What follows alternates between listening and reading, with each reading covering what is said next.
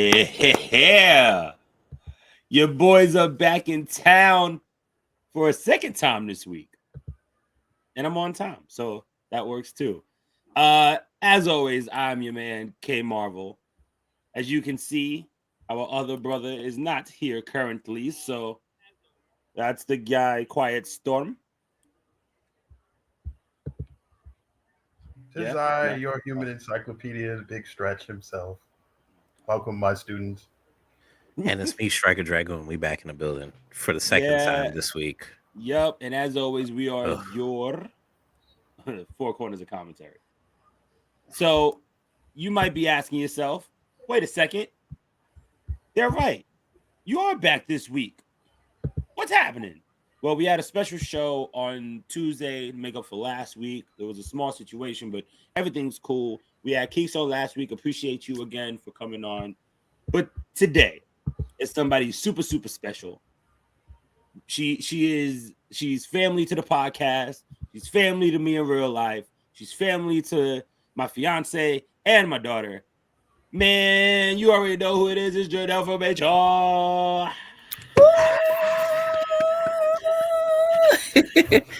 Thank you for having me on. I appreciate it. The second recording of the day. Oh, me too. It's exciting. Yeah, I know, right? You're like, I'm microphone. Beaming. Beaming. Well, first and foremost, once again, thank you again for coming on. You already know the love is beyond measure. And it's mutual. So yeah. Look who it is. Speaking of, did that always say Russellpedia? No, he changes it sometimes. Shout outs to Tiffany, the unspoken hero of the podcast. True. Always good to have, an ally with the team, because that's an important piece. The ones that people don't see are the important pieces of the the podcast and stuff like that. So very, very true. So we appreciate you, babe. So first off, how have you been? How are you doing? How's life? Oh yeah, just podcasting, regular stuff. No, everything's good for the most part. Just came back from did shout outs to the Big Propaganda Wrestling Podcast. I actually did a podcast out in Houston about 2 weeks ago. So that was cool. Gearing up for LA, which became a thing 2 weeks ago. Yep. So that's exciting. But no, other than that, just got, us, between us doing the podcast, the viewing parties, and then on the Battle Club Pro side, we got 2 shows coming up next month. So yeah, just busy. Yeah, definitely. To say the least. But no, I'm excited. I've never been to Cali, so that's actually going to be it's going to be interesting to see how things roll out. Yeah, but sure. I'm excited. So for sure. Talk about the Battle Club, man. You got the 2 shows coming up. You got Jobber Slam in the summer. July 29th. Yep. I expect to see everyone that is on the screen and not on this screen there. Saturday, July 29th will be Jobber Slam 3. Okay. So we're still working. We have it's going to be good. Yeah. Let's just keep it at that. I think definitely one of the matches that I can't say, but if we are able to pull it off, yeah, that'll be really dope. Just for the optics of it, to be honest, not even the person, it's the optics. Oh God. Yeah, but no, we're pretty dope. We also got in June, Juneteenth weekend, Black Wrestle Fest. Yes. So make sure to look out for more information for that. So we're working along, of course, Miss Danielle of Pretty Hills, which is also my wrestling sister, life sister. So I'm super proud to always be a part of that planning and being a part of, those conversations. So no, yeah, we got a pretty good, I think wave of things coming, with the 2 shows next month, and then June, July, and then we'll most likely end the year off in November for our anniversary show. So, we got ideas, we got things going on, and it's just exciting. It's a great time in wrestling all across the board, whether it's indies, professional side, I definitely think. Oh, scissor me, daddy. Is that where we were going with that? I wasn't sure. I was like, I just saw a bunch of scissors. So I was like, I'm gonna ask the questions. All right. Don't ask no questions. no. It's like shout out to y'all, Faction Cast. No. I just didn't know. Y'all got me. No, not at all. Not at all. Oh, okay. No, I didn't know what was happening. That was a legitimate feeling. I was just confused too. Full sort around here. No beef. Gentlemen, how y'all feeling? Oh, I'm alive. You know me, tired. You can see it in my eyes, or lack thereof. Hey, listen, man. What do y'all working 12-hour shifts? What's going on here? Well, I used to. I'm a child welfare therapist, so.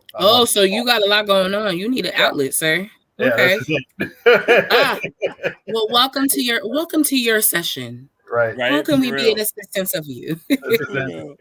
Man, that's intense. Yeah. Man. Listen, look, it's rewarding though. I will say that. Like, if nothing else, I do get to see the impact of my work. So I'm. No, that's dope.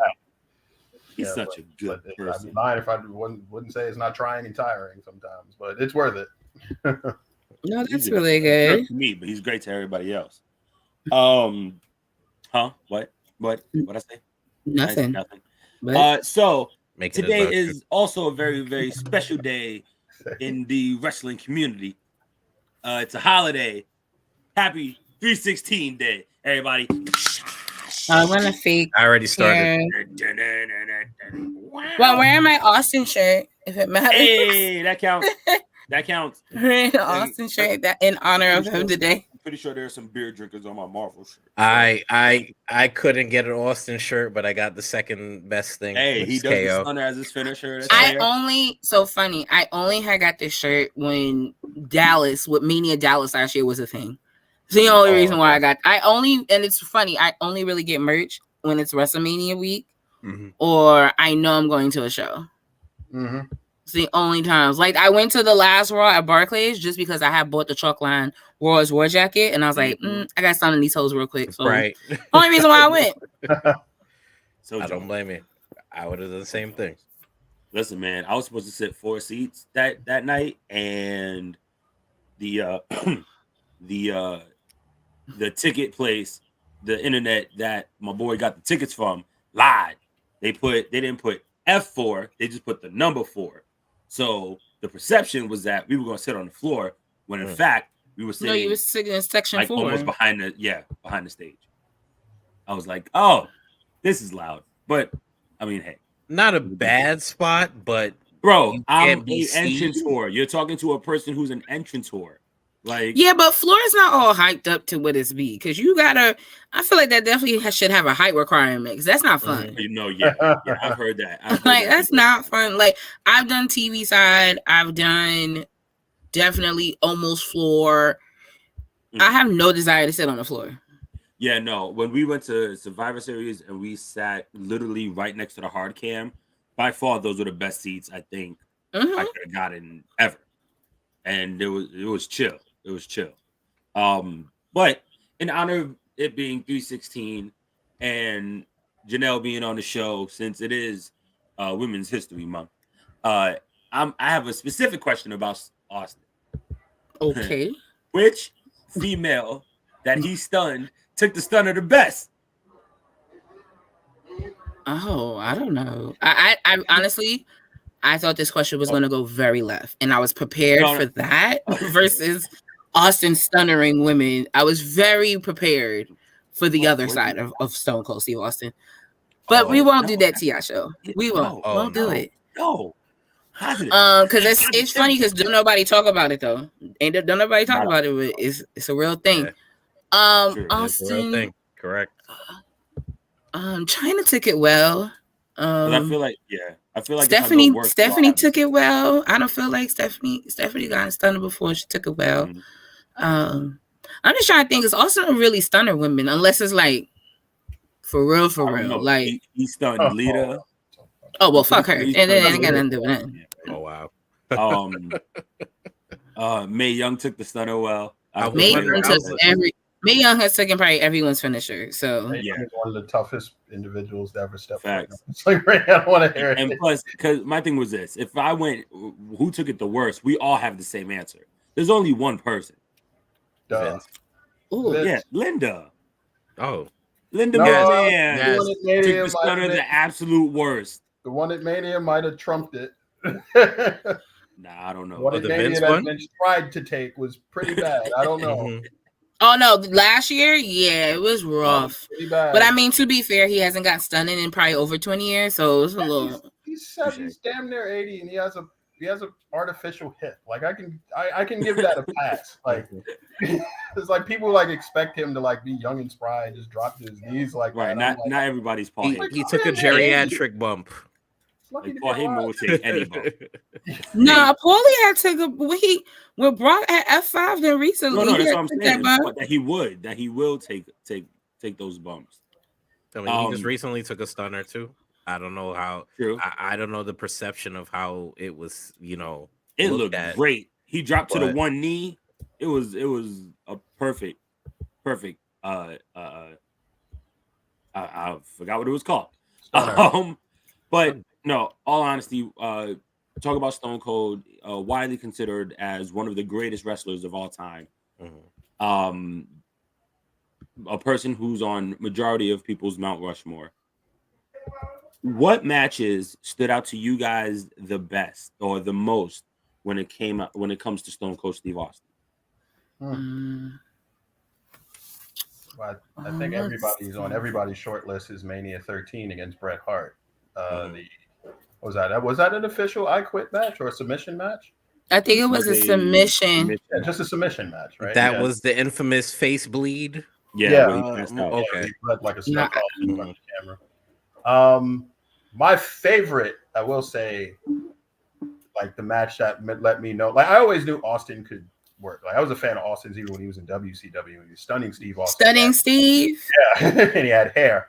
But I remember watching like Survivor Series '96 live. Like I ordered that, got the pay-per-view, ordered it for me. My family ordered it for me, and I saw him wrestle Bret in the Garden, and I was like, "This is like." If I always tell people like, if you watch Survivor Series '96, like go out of your way to like watch that match. Like it's so good from top to bottom.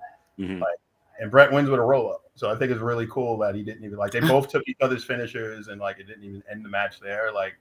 It is such a great match from like top to bottom, and it's paced really well. Like it doesn't feel slow at any point. I absolutely love that match. Yeah. So it's funny because everybody considers WrestleMania 17 to be one of the greatest matches of all time. Rock Austin 2. Guess it depends on the lens you're looking at it, but continue. That's true too. Me personally, I love 19. I think the third match, not because The Rock won, but because of the story that was told, was so different from the other two WrestleMania matches. You had Hollywood Rock he was being a Rock, but it was on such a different level. And then, Stone Cold, we already knew was on his way out. We knew that his injuries were getting worse.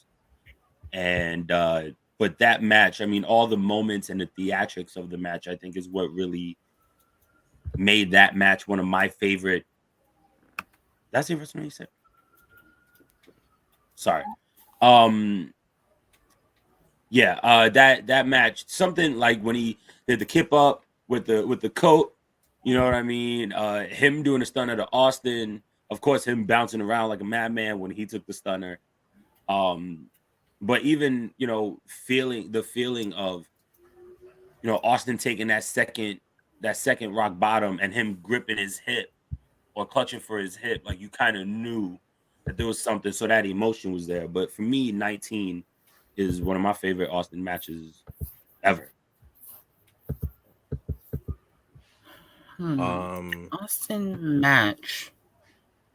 I liked a lot of his matches with Kurt Angle. Mm. I think just the athletic showcase and just the battle of the characters in general. There was a match, I believe, on Raw that Kurt Angle had won the title at a house show. Mm. and they had the rematch on Raw. I really enjoyed that match. That was one of my favorite matches that they've had, at least just showcasing, both of them as characters. And I think that one was really good. Right. I think everybody can say, the WrestleMania matches or, the interactions with the McMahons and stuff like that. But I like to dive a little deeper into like the stuff that really wasn't brought up as much, that still showcase, his wrestling ability as well as his character work as well. I think it's a very good balance. Okay, this is my turn. It's so interesting because, I have a question to you guys first. Do you guys put Austin more as a wrestler or entertainer? Good question. It's two phases. It's two phases, really. I think before his neck injury, he was absolutely a wrestler. Like before his neck injury, like afterwards, he had to rely on more of like his character because he became a lot more limited after his neck injury. Mm-hmm. I always look at Austin as a wrestler personally. I like his work like exponentially before the neck injury. So not that I hate his work afterwards, but I always look at him as a wrestler personally. Okay. I know I only asked because you mentioned like Mount Rushmore. It's just like Austin's more top 10 for me than Mount Rushmore. Mm-hmm. But it also depends on the lens that you look at it. So like if you're looking at it as an entertainer, and I think in terms of the mark that you made in the industry, then I think Austin would definitely be on that Mount Rushmore. But if we're talking about technical wrestling, I don't know if Austin will make that cut. Because, everybody is so big on, they try to always get on Jonathan Cena for 5 moves of doom. But, baby, we go back to that mid-90s. They all had about 5 moves or less. So, yeah, that's true. Like, you wasn't seeing Austin doing nothing, the Hurricane, none of that. None of that was going on. So, Luthez press. Yeah, nice like punches. you're not seeing a suplex. You're not seeing you lucky if you get a stunner. To be honest, no, he was doing snap suplexes for a while. Stun gun, drop Pearson on a rope. Oh, that's true. Really got me thinking. Like, what is his 5 moves to do? It's the mud hole stomp. And you know what? Because you guys are gamers, just think about the moves in the game that you played. Yeah, absolutely. But they were always cycled. It was always the loop. So, but no, for me, Austin. I mean, of course, the Vince Austin era. I think just of all time, just no matter what they did, I think definitely spoke volumes. But I actually and it's so funny because now I'm in that like WrestleMania 15 era. And that was the beginning. That was the very first Rock Cena. I mean, not Rock Cena. Rock Austin. Mm-hmm. Yeah. Very first. But actually the match that I actually wanted to just bring up, because y'all talked about Mania matches. I actually would love to bring up 99 Royal Rumble when Austin entered at number 1 and Vince entered at number 2. And then they were the last 2. And then Vince won the Royal Rumble. Yep. But it was all catalysts to Austin getting the title back. Yes. And then it's wild, that roller coaster ride, because it was in the mix of that whole corporation thing. Then it became the corporate ministry. Yep. Then fast forward, Austin then losing the match to lose his job technically, to then becoming CEO of the company. Right. Like that just whole time frame. Is a roller coaster of emotions and feelings, but it's such a great time, and I definitely think it marked, Austin's legacy. I think in that moment, I think him winning at WrestleMania 14 with Mike Tyson, that whole just the story of it, I think was really dope. But it all helped to getting to 17. Like oddly enough, and now we look at wrestling now as adults differently. So looking at it now, I'm like, yo, they were long-term storytelling for like 4 or 5 years. Who the fuck does that anymore? Yeah, definitely. So like that just period of time is just really it doesn't. I mean, yes, everybody talks about why are we bringing back the Attitude Era stuff, and it's just like. You gotta have an appreciation of where wrestling has been to understand where it's going. Yes. So, absolutely. Austin, but I will say the biggest disappointment was him turning heel. Hands down. I don't care what anybody says. Worst thing they could have did. Yeah, I agree. There was no coming back from it. There was no understanding it. There was no y'all trying to fix this for this to make sense. So when you mentioned the Kurt thing, them interacting with each other was great. It was hilarious. Right. Mm-hmm. But I didn't feel the same Austin in that period of time. So it was very weird to enjoy that Austin when it was just like, but you aren't this guy. Yeah. Who is this guy? Mm-hmm. Right. And you know, him and Vince, and it was abrupt. It was weird. Abrupt. It was very weird. It was like, and I don't know who made that call, but I really like that was a bad call. I mean, this is how I always felt about it. There was so many redeeming things out of it, though, like the new theme song, Fire. His interaction with the Alliance, because that was right after, like, as time went by, he did the 2-man power trip. Then he which was dope. Like, I will say, him and Trips was good. Yeah, and then it was this back and forth moment, and then they started moving towards the Alliance and things like that, and him essentially being the Hulk Hogan of the story, jumping ship. You know what I mean? You know, him with his damn guitar, like there was so many good things that came out of him being a bad guy, though. Even though a lot of people didn't like it, I get it. But the relationship was between him and Vince. You just kind of like, huh? Like you used to cuss him out. Like, how y'all? Oh, he had Jim Ross for that. You sold his soul to the devil. Yeah, but sure did. Right. Stone Cold is so pivotal in wrestling that they offered him a match at WrestleMania this year. Now, my question is, how do y'all feel if it really is or was going to be Stone Cold versus L.A. Knight? Yeah. I'd rather watch him talk rather than wrestle. I agree. I would have rathered it last year than this year. If that makes sense. And it's so funny because we were just talking about Austin the other day about being in Dallas for WrestleMania. So I said, for me, the second night was bigger than the first night when he wrestled. Yeah. Right. And I say that because, and it's not to say that the pop wasn't loud, because it was loud, because it's Dallas, it's Texas, it's Austin. So it makes sense. But it was the anticipation. Like, you knew that was coming versus it being a surprise. Like that whole segment with Pat and Vince, like you didn't anticipate Stone Cold Steve Austin out of anywhere. So like them doing a match this year, I would rather them not talk about it at all. Like, don't even tell me. I don't want to hear it. Let LA Knight, fuck it. Let him open up night one talking hot shit and let Austin come out if you really want to do that. But don't tell me. I don't want to know. And I mean, if it's not going to be, because I mean, people won't say it, but the match with him and Kevin Owens was not all that, but that's neither here nor there. But if you're going to really do a match, like I would maybe, because of him being older, maybe doing a tag match. Like I wouldn't go the singles route again, because I don't know if it'll hit.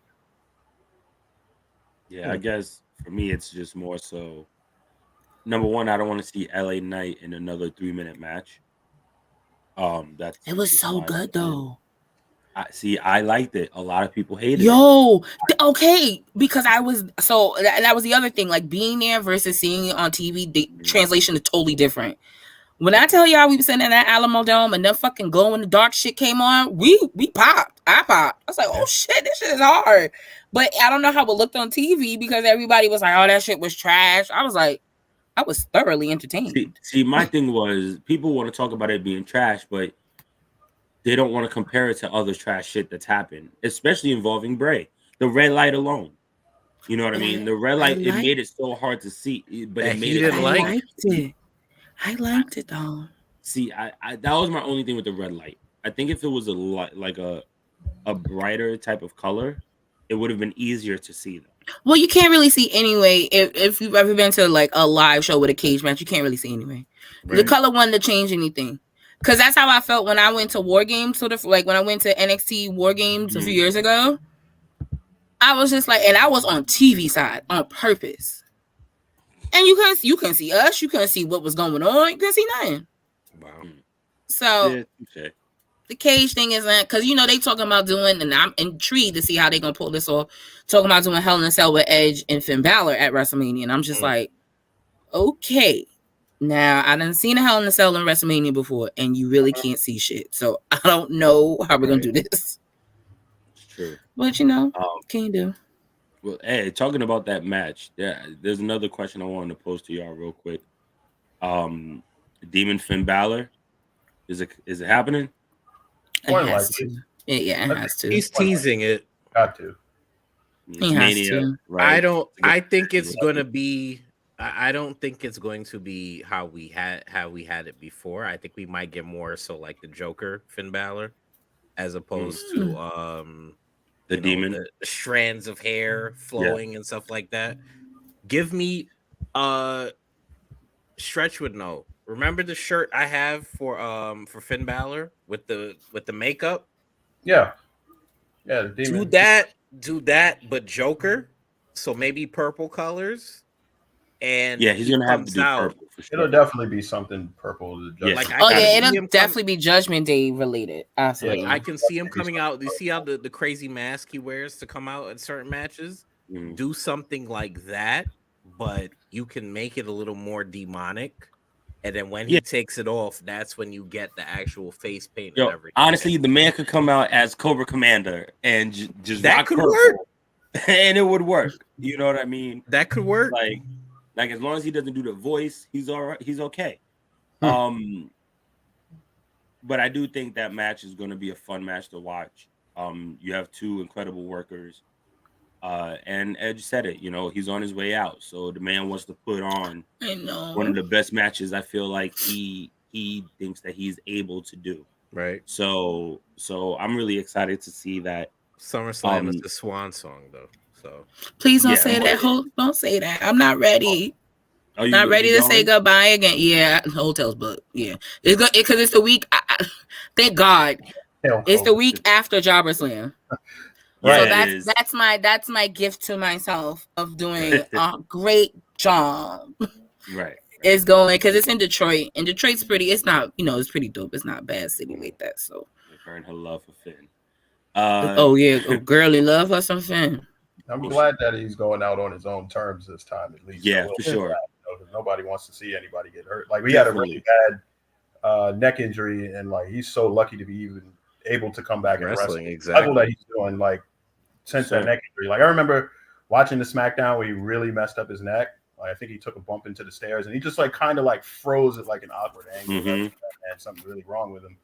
And like to know that like he hurt his neck that badly, I was like, man, that's really rough. He had to retire. He wasn't ready to retire. Like he had so much. Oh, not at all. No, because he had just won the title at Mania that night. Just won the title. No, he retained it. Oh, even worse. He just retained the title. So yeah, and that was the thing, right? So, Silencio del Shithead had the heavyweight title, Oh, excuse me. That's a lie. He won the Royal Rumble that year. And because that was the year they did 40. That was the year they did 40 guys. Yeah. So Edge Del Rio won the title. Matt, I said his name, excuse me. And then he challenged Edge. To me, that was WrestleMania 26. No, it wasn't. That was WrestleMania 23. I believe that was the same WrestleMania that Miz fought John Cena. Okay. I remember because the Rey Mysterio match was against Cody Rhodes. Yeah, because remember Rock came in. The reason why that stood out to me was because I loved Dr. Doom, Cody Rhodes, and his Titantron at the time was the newspaper articles.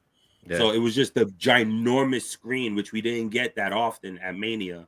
It was like the 3 different screens or the different setups, but it was just the big screen. So him coming out against Captain Mexico, Rey Mysterio, that's why that Mania will always stand out for me because of that match. Yeah, he's the hardest person to find merch for. Mysterio? Yeah. I believe it. I swear, I told the boys earlier. I said, "Yo, I had to look on Etsy for a unique Rey Mysterio shirt because all they sell on shop is like masks." And I was just like, She's not wearing a mask, so we gotta figure this out. You think he takes his mask off at the Hall of Fame? No, God, no. He's not taking his mask. No. I'll say that he's probably, I can see last match. He'll probably take his mask off. Maybe you don't. I think can him see and Dom is getting gonna be a involved strong at Hall of Fame. Yeah. So really, what they need to do is Dom just needs to ride out asking him every week until WrestleMania day, and whichever day they have the match is when he answers him finally. That'll be the only way to do that, unless between now and like next 2 weeks, unless like he goes, well, let's do career versus something like, and have his son, or something, or something wild and crazy, so that if once again, I think it's fair when wrestlers are able to go out on their own terms and doing it the way they want to do it. Right. And I think for him, even though his son is a heel, I think him having his last match with his child, I think is probably what he wants to do. So right. And look, it's a very easy way to say, look, now we don't know if he is going to win, being Dom, but or just him saying, Ray going, you've really impressed me. You can truly carry on the Mysterio name. Pass him the mask. I don't know if they can do that. Like with Ray, kind of has to win this match to me. Right. Like he's been getting punked left and right through this. Like in order to retain any type of heat, he has to win this match. Yes. I would like Dom has to get his comeuppance at this point. Like if they if they went in full like lucha tradition, like and made it a mask versus hair match, I would be all for that. Yep. Oh, okay. I think what's gonna and you got to give like them credit for this storyline, like because this is long-term storytelling. This has been going on since what Clash of the Castle when he turned on. It's further than that. I feel because remember there was still the interactions, the frustration. So that's gone on for a long time. Yeah, like he at this point, the way that like his storyline disrespect has like gotten bolder with each passing month. Right, Ray kind of has to win this match, and it's like kudos to Rey Mysterio because I think it's really hard to stay as like a sympathetic babyface to stay in character. Ray has never been heel, so that shit is hard. He's never been heel. Like he was a heel in WCW, but it wasn't even. Filthy Animals. He didn't have the mask on. Animals is definitely. He wasn't heel in WCW, bro. He didn't have the mask on. Honestly, I agree with that. Like take because it was not a believable heel turn. Like I can't, for whatever reason, you can't hate Rey Mysterio.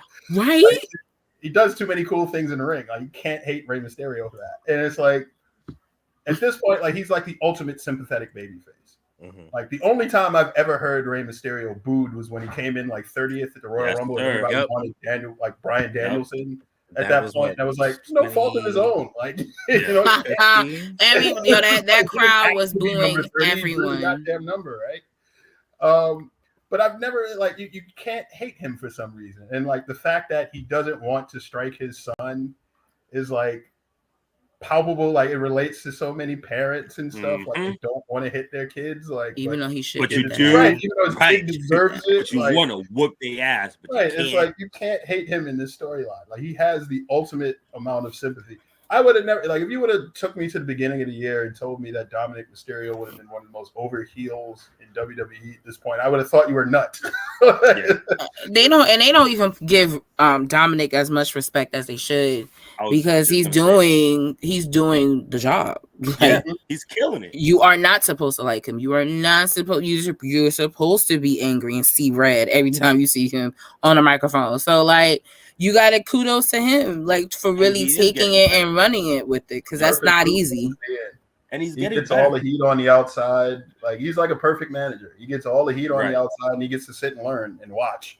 Like that's basically why he's with the group. He gets to sit and learn and watch and learn how to work.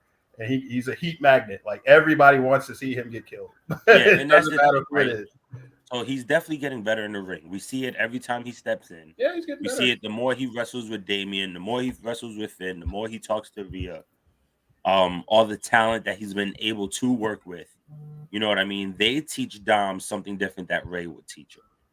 And that's what Dom needs. Is something different, something to expand his mind when it comes to his character, when it comes to his in-ring work, his promos, So at first, yeah, it was a little weird seeing Dom with Judgment Day, but he's fit in like a glove now, and the four of them really is one of the best stables in the company.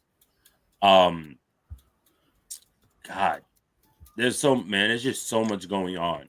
There's so many matches that haven't been announced yet that we all know is coming.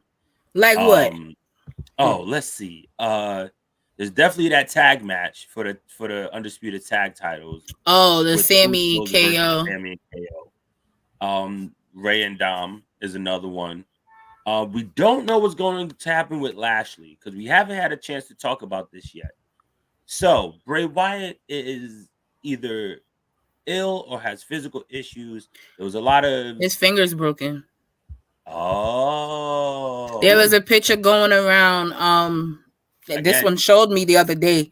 His finger, I guess at a meet and greet, like his finger was all to the side. Like it's he like physical injury. That's a real life thing. Yeah. But they said the match is gonna happen. So really, yeah. All right. Well, hopefully, there's a good enough cast on it and things like that. So and look, I do think the two men will be safe. Definitely. So I had told the boys on our show. Was it last Drop It week? Drop It Tears podcast. Tune in. Cheap plug. I asked the boys actually on the show. I said, how would y'all feel if it was a cinematics match? Last week, yeah. Because it's Hollywood, it'll save Bray.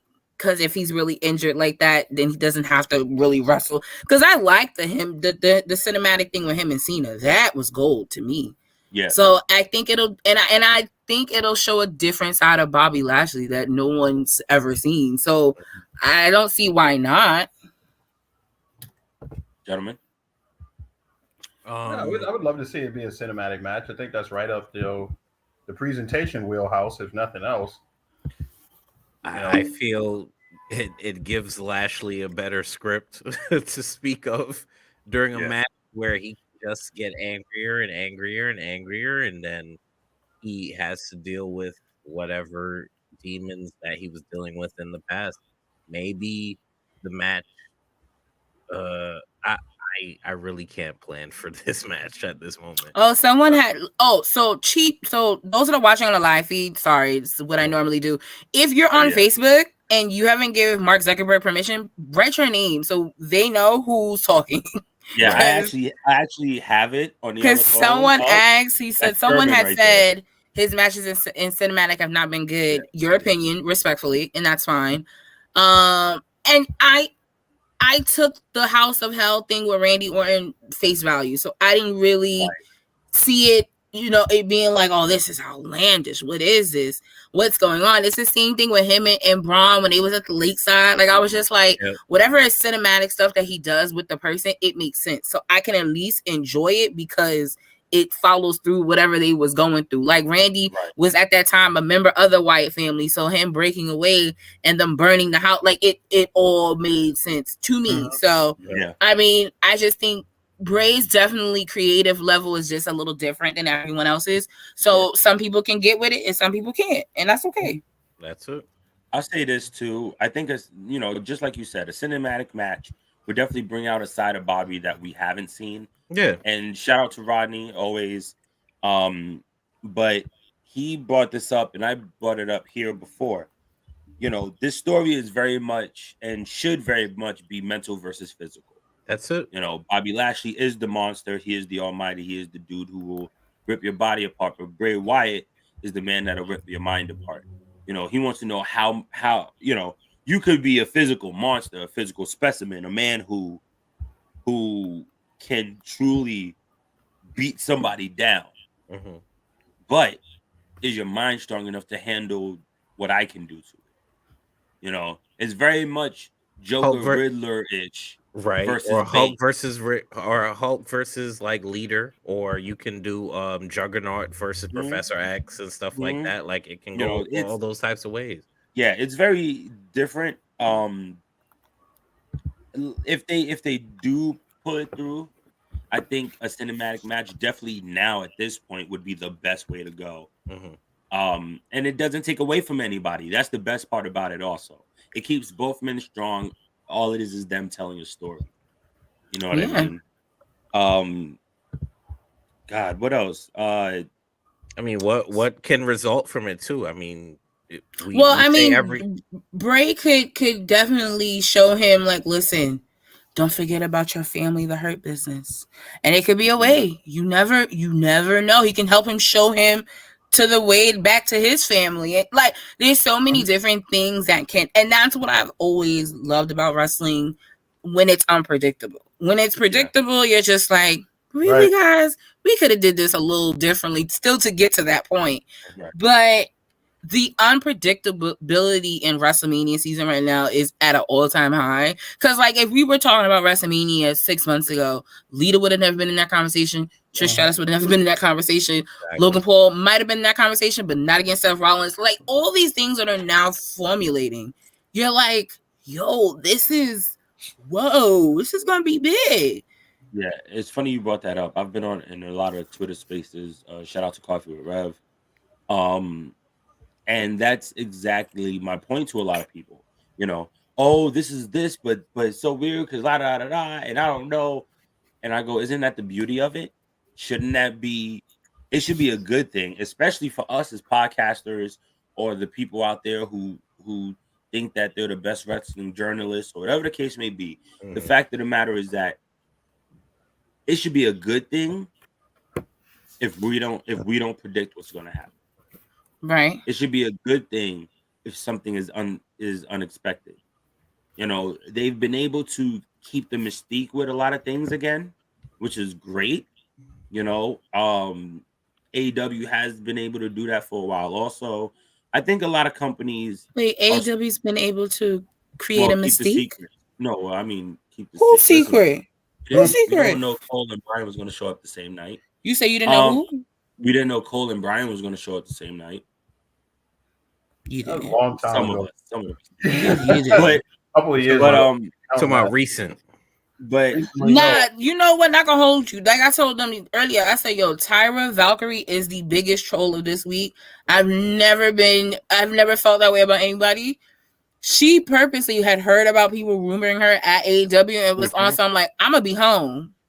Like said it herself. I'm gonna be home. So I don't know what y'all talking about. And then, bitch, you was on down. What? Yeah, of course. What home was you at? You drove to the show. Look, the money bag. The money bag just came to the doorstep, and they said, "Oh, okay, I'll be there." Hey, listen, I don't even know if it's worth it, but good luck, sis. You know. Hey, look, she's a great talent. You know, we all know she's a phenomenal talent. That's why I'm like, good luck, sis. Yeah, we'll see where this goes. Let's see where this goes. Y'all know where it's going. And that's the point I'm trying to make. Y'all know where it's going. Yeah, double or nothing in 5 minutes. We know. Okay. Y'all think she's gonna lose? Of course. I don't know, man. At this point, you never know. Do I want her to lose? No. Unless Mercedes comes in. I feel like that's the only thing. That's probably not happening. And I don't think it is unless it's Forbidden Door. Outside of that, if she comes in, as a matter of fact, that would be the perfect place to do it. And I don't think it's really going to happen, but it is a possibility. Jade versus Mercedes at Forbidden Door, both titles on the line. Mercedes would have to win, and then you push Jade to the heavyweight. I wouldn't even do that. Yeah. No, I wouldn't do that. And Sasha says she don't want like contracts. She don't want to be tied down to one company. So yeah. So the Forbidden Door thing is cute, but she runs circles around that girl, and I wouldn't want that for her. No, and that's their problem is that they either give her an opponent that she overpowers, or they give her an opponent where she's still so green that the person has to work 10 times harder to make her look good, and it's just like I'm gonna need y'all to figure this out because this ain't it. Because if her and Sasha Banks on paper is amazing. Mercedes Moné, whatever you want to call it today, is great on paper. However, Sasha Banks will run circles on that girl, and it would look like a murder scene. And I wouldn't want that for her. I wouldn't want that for her. But I think that's been her long-standing issue in general with smaller opponents. I feel they've been, especially if we look back at like Athena and her. Like Athena was literally like giving her trouble the whole match. It was up until she had that interference that, you know, stuff went left. But I think that might be her weakness, is smaller, especially smaller technical opponents. She can't do shit. I don't necessarily Really think can't that do is shit. even like the style at this point. I think that, well, number one, I think that they have an opponent for her in say a Valkyrie that at least has some name value, that it doesn't feel small in the Mhm. sense like they've been giving her, and this is something that I spoke about on Tuesday. They've been just rushing Jobbers. her like just for the sake of having her in a match. They've been giving her like these cold, non-interesting opponents, like just so it's like, okay, we got Jade on the card, like, you know, one of those. There's nothing of substance there. Now we have Right. something that at least can be built to have some type of substance to it. Mhm. Like when she had her Yeah. match against, like, and I use this as an example all the time of like, this is just a bad example of what not to do with somebody. They gave her a match against Marina Shafir, who had a bunch of squash matches on Dark Elevation and stuff like that. Marina Shafir, for those who's a fantastic athlete, I think, judging by the promo that she cut, that everybody knows, and I won't beat that dead horse, is not ready for prime time in any way, shape, or form. So to put her in a cold title match against Jade Cargill does not only not do Jade any favors, but makes Marina look 10 times worse. But see, that's what they did with Willow at first. And the saving grace with that was because Willow connected with the fans, and the fans ended up getting on board. It did the reverse, oddly enough, with her, but it still was that whole like she got the match cold turkey, no story, just on a whim, where as fans you wanted her to win because you knew her story, you related to her, you understood that. So for her to go out there cold turkey with Jade and Jade win like that, it was just like, whose favor did that? Right. What was that for? Somebody like, you know, who didn't see this coming. Right, because you get to the end of the match, and it's the same way how I feel about, and we talked about on our show when it deals with Nyla Rose. Like, I honestly felt like Nyla should have did it. Mm-hmm. And it was because it was the one feud kind of she had that had a story to it that made sense, that you were invested to see what was going on. It was very anticlimactic, so you tuned in to see what Nyla was going to do next. Like, all of that stuff for her to then lose, it was just like, y'all doing the most now, and I can't subscribe. I can't subscribe to it anymore. It's hilarious. Yeah, there's a lot of, and once again, this is what I think is so good. There's a lot of uncertainty when it comes to pro wrestling right now. Mm-hmm. Excuse me. Who's going to show up where more than ever? Who's going to wrestle who more than ever? Who's going to beat some of these people who are starting to become mega ultra stars? You know what I mean? We have Roman, who is close to 950 days. We got Bianca, who just became the longest black champion. Say it louder. Surpass Dwayne. Say it loud. Yeah, all of it. Surpass Dwayne. She did that. So and then you have Jade, who's on her run. I don't think I've seen as many black champions as there are right now in the rest. Oh, absolutely. And it warms my heart.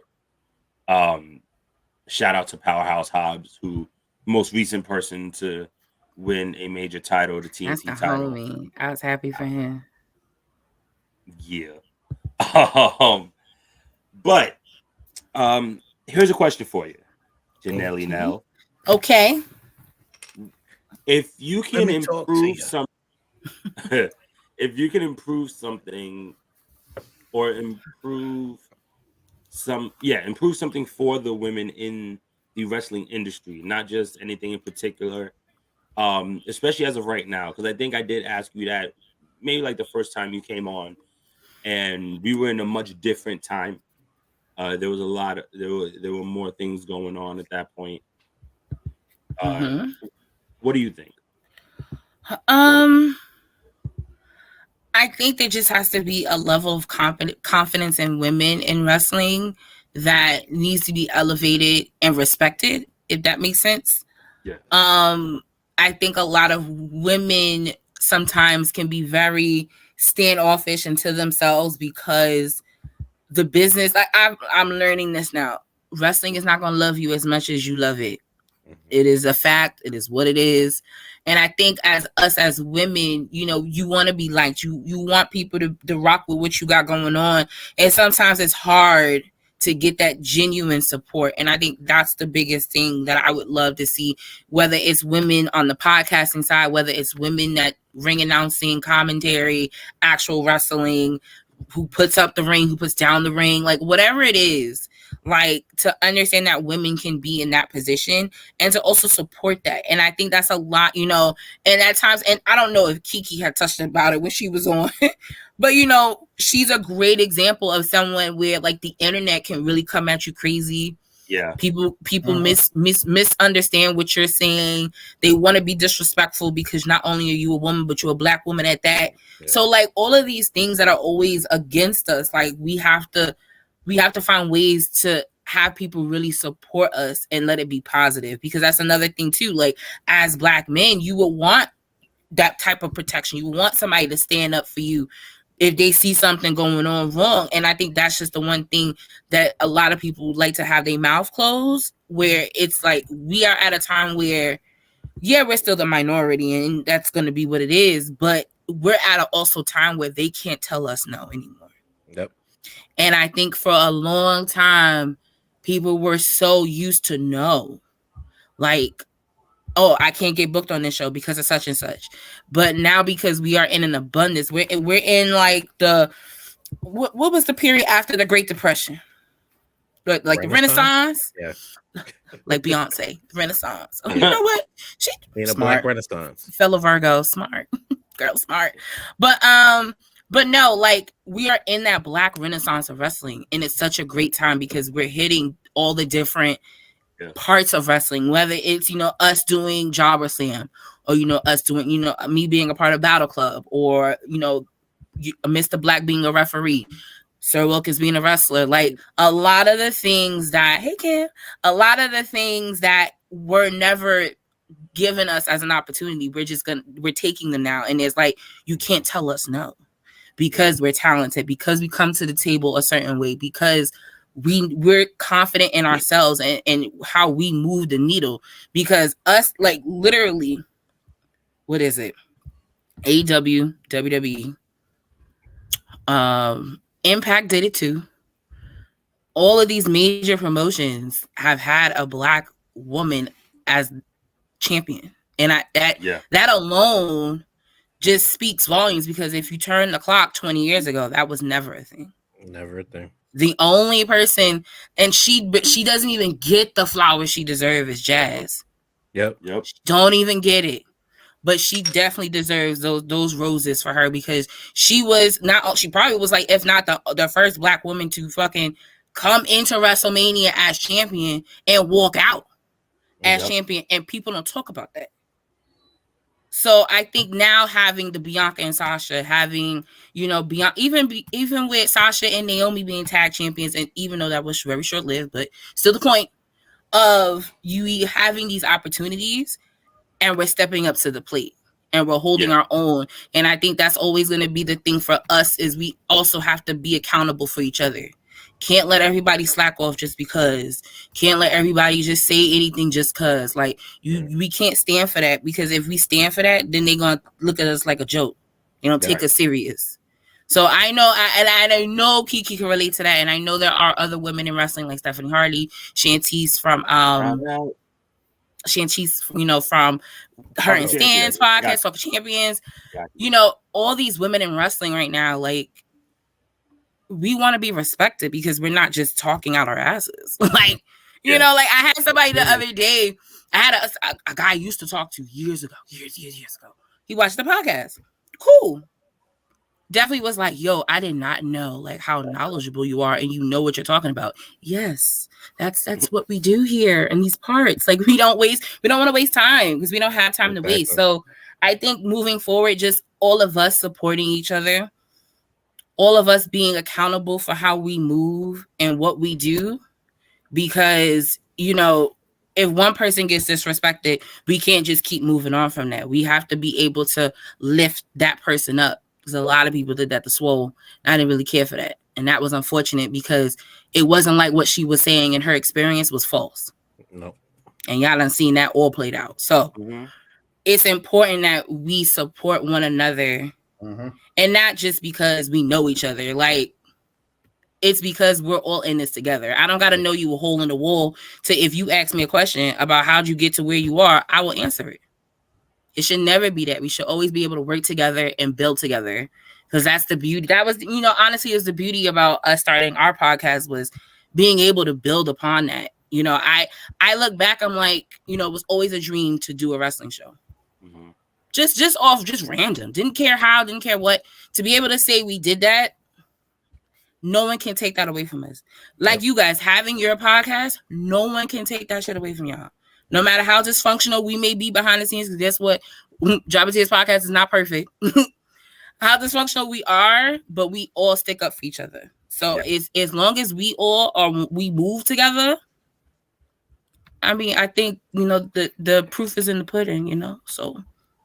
Yeah, I'm glad that you used the example of, like, even just talking about the Great Depression, because believe it or not, and a lot of people don't know this, and a lot of people don't give women credit for this, while men were getting drafted into the armed forces, women were the ones who were keeping the country afloat. They were going into the workforce, and they were working in factories and stuff like that, a lot of different jobs. So kudos to you for even bringing up that example. I think that's something that's really overlooked. It is. It it didn't really hit me until really WrestleMania last year. When we were in Dallas and, we were hanging out, we always link up with people, but it was when a guy, because I always tell the story because he was cute though. It's a cute guy. So we walk in the AT&T Stadium. This is night 2. Walk in the AT&T Stadium. I see a cute guy walk. I said, oh, he's cute. I look at him. He look at me. I was like, oh, okay. And then I move on. I'm like, all right, because y'all niggas ain't gonna get me in trouble today. So nope. Wilkins brings back the guy over to where we were standing at. I said, are you trying to get me caught the fuck up? What are we doing here?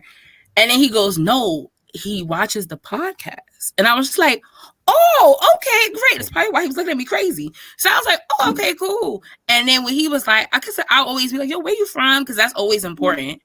And that's really anywhere. Like, anyone watching that does a podcast and people tell you about it, ask them where they from, because it'll hit home. When my man said he was from Oklahoma City, I said, wow. Come again? Wow. What? And but in that moment, it made me realize, I said, this is bigger than us. Yep. And on top of that, we have to be able to, once we decide to walk away, and I know everybody be sad about it, but once we decide to walk away, at least we know the legacy that we have, and that's untouchable. So, like, I think all of us creating our own parts of wrestling and history, like, no one can take that away from, like, you guys sponsoring the first Jobber Slam, no one can take that away from y'all. Yep. Because you guys were a hell of a big part in that show even going the way that it did. So, like, those things, like, the little things, even though they may seem little, but they're so big and they're so meaningful. So, like, I tell everyone, like, enjoy the moments that you have with your podcast, with whatever you're doing in life. Enjoy that, because you won't be able to. Like, I told, great example, because she watching now. When I had drinks with Tiffany the other day, I told her, I said, enjoy being engaged. Enjoy the moments that you and Kyle gonna create right now, because it's a different chapter. I said, enjoy that shit, because you're gonna look back 15, 20 years from now and be like, damn, I wish I enjoyed us being engaged before we became real life adults. Like, the fuck? Yeah. Like, those are the moments you want to have. So, like, I always tell people, enjoy now. Like, whatever you're doing, enjoy it, because it's not a year from now, all of our lives can change. So, listen, live it. That's why y'all see me at shows. I live it, because I ain't gonna be able to do too many of these anymore. For sure. God, how do you even follow that up with something? This is all powerful and strong. I can't. Guys, take over, please. You can. You be all right. No, for real, take over, please. Like, I ain't got it, guys. Help me, please. Help me. What else?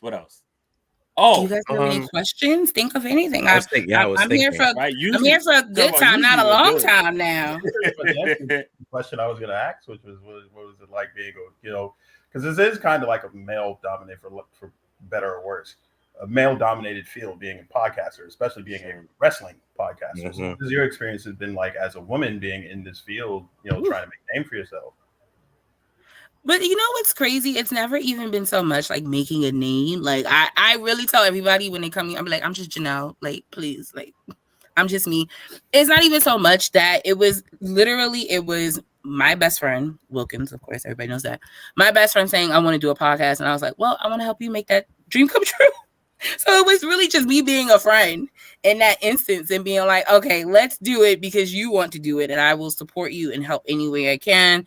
And it really just started off that way. But I mean, it has its ups and downs. And like I said before, it really is about respect. And I think the more I've been able to show other owners, other wrestlers, other promote, like anything, I've been able to show them like I show up.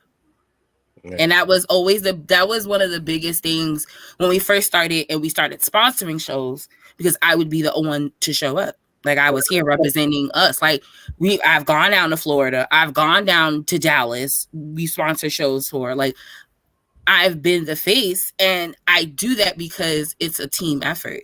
There's things, you know, I think for us, it was always learning strengths and weaknesses, and everybody knows, oh, who's going to hate Janelle? And I just be like, I don't know, but okay, I guess. Because that's Wilkins' thing. He's like, nobody doesn't hate you. And I was like, you never know, but I'll take that as a compliment. Thank you. But us just knowing our places and our strengths and knowing what works and what doesn't work. But it's just, for me, it was always just showing up. Like, if I tell you I'm going to be at this show and support you, I'm going to do that. Like, I'm not, unless it's like something way out of my control. If I say I'm going to do something, I'm going to do it. And I think in wrestling, a lot of people have trust issues. So when they see you actually show up for them and they see you actually show up for them in a way that they aren't used to, it builds a relationship, it builds a bond. And that's how we've kind of just been able to really, you know, build and grow, like, within us. You know, like, I use the biggest example for Darius Carter. Use him as the biggest example because in the beginning, baby, that man ain't look nothing towards us. He ain't want to talk to us, ain't want to do nothing to us. And then, but slowly but surely, you know, we started building a relationship to now, like, it's all love and it's all respect, because I respect what you do in the ring, just like you respect what we do when we talk about wrestling. And that's okay. Not everybody's going to agree. Yeah. Mm-hmm. And I think that's always the thing too, because you want, you know, they post some clips, they be burying themselves. I tell them all the time. When Wilkins posted that Shelton Benjamin thing, I said, bro, what did you think was going to happen? Shelton Benjamin was in the comments. I said, what did you think was going to happen, bro? Oh, wow. and then deleted it. So it was great because I caught it. But, like, it's like, bro, what did you think was going to happen? But somebody's going to see it. But it also shows, like, people are watching. Yep. People are, it comes across, and people, whether you like it or you don't, they're like, it's a conversation. And I think that's really what I've always loved about it. But like I said, with wrestling and being sometimes the only girl in the room, I don't get scared about it. Like, I've been like that all of my life. So I've always been around, like, that's just always been my safe space, is like being around a bunch of dudes talking about wrestling or whatever. But, you know, I don't feel intimidated. I know my place. I know what I'm good at. I know what I bring to the table. Like I said from the beginning, when you have that level of confidence, like, and it doesn't have to be cocky, it's because it's never that. But that level of confidence to bring you to the table to talk, I'm that. So, and I think we've all experienced that. So I can say, like, you know, in wrestling, you know, as being a woman of color, it's not easy. No, it's not a walk in the park. And yes, you're going to have to continue to prove yourself every time. Yeah. But that's that's being a Black woman in America. So why is it going to be any different? So, you know, I take the good and the bad, but I always remember what home is. Like, home is this. Home is y'all. Home is the boys. Home is legends. I remember the things that matter. Not everybody gonna like what we do and how we say it, but I said what I said, and that's that. Yep. So, so to go from your experiences being backstage, behind the scenes, working on a pod, to being an incredible friend and somebody who's proud of her friends. Wilkins, because we haven't.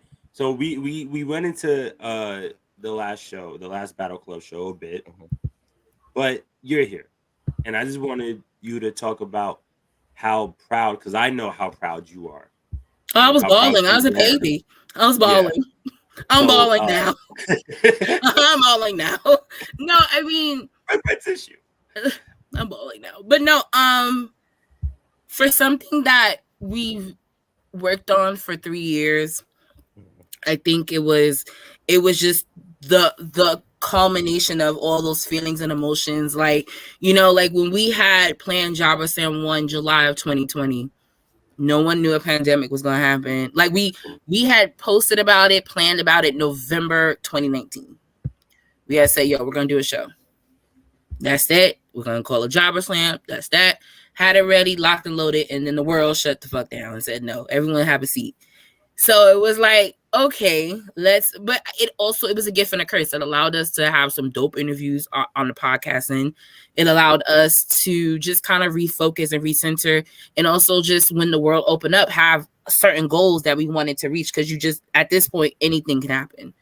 So it fast forwarding to January of 2023, and, you know, Simon Miller versus Sir Wilkins happening, you know, it was a moment that I was just so proud. And I was just like, you know, we joke about it because the way he said that he wanted to actually train was obnoxious as fuck, actually. So a few years ago, it was random as hell. I think it had definitely it was like our first year of podcasting, but I had a friend of mine. He was down in the city. It was an MSG house show on a random, I think Wednesday or Thursday night. It was random as fuck.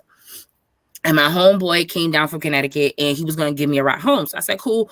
We just finished recording, blah, blah, blah. We'll meet you here. Cool. So Wilkins was with me. And so we're walking, and this is around MSG. So we're walking, and he pops for Aleister Black in the middle of the fucking street. Pops for Aleister Black. It's like, oh shit, it's Aleister Black. Oh, yep, Lord. Sure is. And sure enough, he sped on past us. But after he marked out low key for fucking Aleister Black, he goes, I want to have one match. And I was just like, what the fuck are you talking about? You want to just have one match? What are we talking about here? He's like, yo, I'm going to train and I'm going to have one match. And I was just like, yeah, whatever. Okay. Whatever. I don't care. And then soon enough, maybe a few weeks after that, he started training at House of Glory. So shout out to Red and Brian XL over there. So he started training at HOG in the middle of the pandemic at that, here and there. So just him training, him taking it serious. Like it wasn't, you know, for play. And I think a lot of people think sometimes the thing is for play. You just want to act like you're a wrestler. It's like, no, he goes to training school. He goes twice a week. He's had matches. He's sent me matches before from school. Like it's the real, like he's doing the real thing. And I think for me, it was just like, we've all had our moments in wrestling. Yeah. You know, for me, it was the first Jabba Slam. For Yardley, it was the first time he refereed a match. Yep. So for Wilkins to now, it kind of just coming full circle, and for Wilkins to having that match, even though he'll swear up and down it was the worst thing ever, and you know, he's hard on himself, so that's expected. But for him and Simon, they had the crowd by a chokehold. So like I told him, I said, listen, if you did anything, you brought entertainment to this whole show. Yep. You put asses in seats, buddy. Okay, and I couldn't be more prouder for that. I was like, thank you for putting asses in seats, because we got to pay these people. But it was dope because his mom was there, his sister was there. Yep. You know, our friends that we've known for a long time were there. He had his gear made. Like, he's obnoxious in Hollywood as fuck. You know, down to the song. It was like, bro, the song, the entrance. Like I literally thought the kids were gonna lift him up like Simba. I promise you, because I was standing there like, why he leaning on the kids? Are they gonna lift him up? I've seen some of the training videos on Instagram. It is hilarious. It was amazing. It was the greatest thing, but it also was the wildest thing. It's just like, what are we doing here? Yeah. No, it was a moment that we were able to all be there for. We were able to share it together. We were able to sit after the match. I sat with him and we talked. We talked with Simon in the back. Like I told him, just like I said earlier, enjoy the moment. Fuck technical wrestling, you can improve on. It's your first match. Mm-hmm. No one's saying here, listen, Peter Maivia, like Dwayne, his first match was not, right. A+. Yeah. So like you can't, and I get it because we're all perfectionists in our own ways, and I get it. But like I cannot stress how proud I was of him, how proud I was of the moment, because we worked 3 years for that. So it was like to get Simon from the UK and him having like he didn't even come by himself. He came with a whole like low-key news crew. Like there were people recording for footage in the UK. Yeah. So like, and then that following week he talked about it in the ups and downs, and it was, I forgot who sent me that clip, but I was just like, what the fuck? What are we doing here? But we do this so that we have those moments, and we go, or at least, like I said, if something happens tomorrow and God forbid we can't record, we can't do any of this shit, each of us can walk away knowing we did something super fucking dope and big that no one can take away from us. So like I always encourage if you just do the one damn, like if your goal, guys, is do a live show, fuck it, do a live show. If your dream is to do it in a different city and do a live show, fucking do it. But it's always like, listen, once you have a plan, you gotta follow through on that. Because everybody would have looked at us crazy if we never fucking did that match anyway. So yep. Because I never heard the end of it. Well, even when we did the first Jobber Slam, it was like, Wilkins isn't wrestling? No, it's not wrestling. No, right? No, and but the crazy part is that it was because we couldn't get Simon here. Yeah, because it was still COVID. Yeah, they still had UK locked down, and then we were gonna do it. It's so funny. I'm giving you guys backstory because it's past now, so it's fine. We were gonna do it for Jobber Slam this year that just passed. But then he ended up getting booked for Thunder Rosa's promotion, so we couldn't have him. Oh wow! So that's how January became a thing, because we were like, "Yo, we don't." It was like a now or never type of thing, because it was the black cloud. I felt like hanging over us forever, and I was just like, "Listen, we don't do it now. We're never doing it." So, but I appreciate you guys, you being there and experiencing that, because that's really what it's about. Like.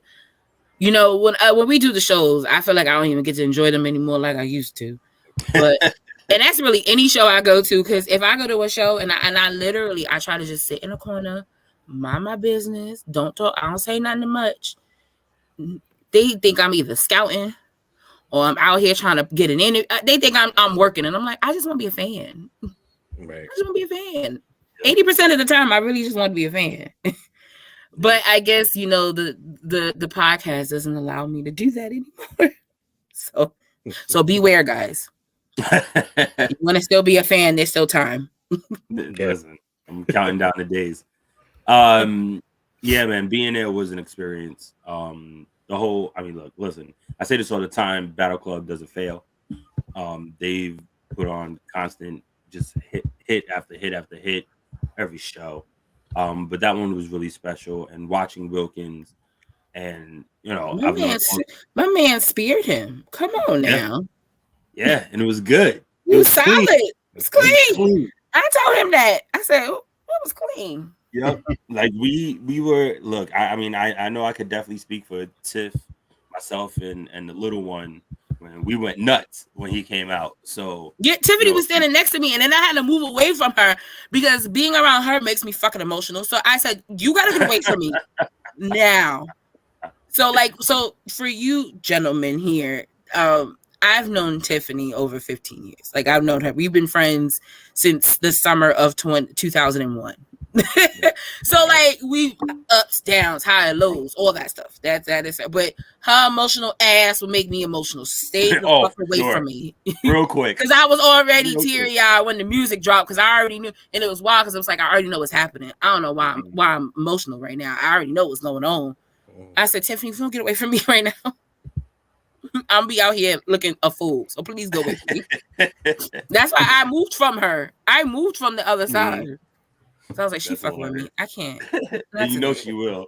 Tear we both up, and it's down. you know what's wild? It's always it was that moment. It's weird because I feel like I've only really like cried like maybe 2-3 times in wrestling. His ass and his entrance tore me up. And the first Jobber Slam when Prolific came out. Yeah. I was sitting in the back with Michael sitting next to me, bawling. Because it was in that moment, like I've known Marcus Marquis and Isaiah Wolf, because I gotta say they wrestling names. I've known them for 7-8 years, and I've known them from when they started training, very first. So for it once again, it's always the full circle moment for me. So for them to be able to have them wrestle Shane Taylor Promotions, and that was probably one of the last times they all was together like that anyway.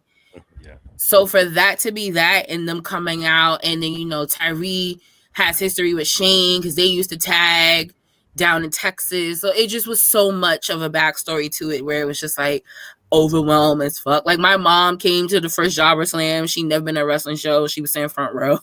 Like it was a whole bunch of stuff that day that was just like, oh my God. But I'm thankful wrestling has been able to bless me with so many people that I can consider family, that I look at as family, that we look out for each other, so it's just so funny that, you, Kyle, ended up liking wrestling. I ain't gonna hold you because I just was like, oh, okay, cool. Because when she bought, I'll never forget, when she bought your little ass that fucking viewing party. Ass not little. After she done, let me tell y'all what your friend did, your friend, his now fiance did to me. She had just told me she was pregnant. And I said, I'll never forget, I was in Atlantic City. She calls me. She don't really call me. She calls me. She's like, I'm pregnant. I said, bitch, stop playing with me. This ain't, I'm in Atlantic City. I can't do nothing for you. Stop playing. She's like, no, for real. I can't do nothing for you. I said, okay, so what we doing? And then I said, who is it? So I asked her all these questions. And I had never met Kyle then. So I said, okay. She said, oh, I'm bringing him to the viewing party. Nigga, what? Yep. I said, why did I meet your baby daddy at the viewing party, bro? What was that about? Interrogation room. It really was, because I'm not friends. So and I feel so bad if I did, Kyle. I'm so sorry. Wait, that's a lie. You might have. Yeah, I'm that friend. So I felt the energy. But to be honest, even that very first time, because it wasn't at Legend, it was I forgot the spot. It's on 10th, right? 10th right next. The first one I went to was the one at the other bar. You didn't go to Legends yet. Oh no, we weren't at Legends yet. No. We were at Mimo's. We was on 50th and 10th. Yep. Back in the day. And Tiff had her people there.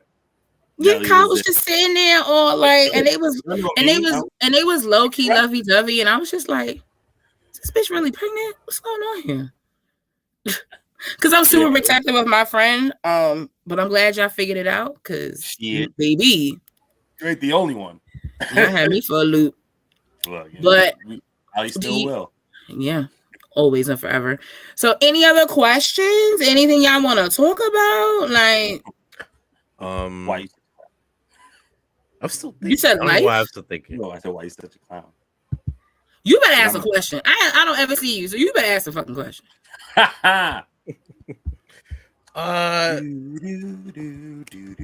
Okay, so ownership, being on that side of the business spectrum, what is some advice you can give, and also pros and cons for you?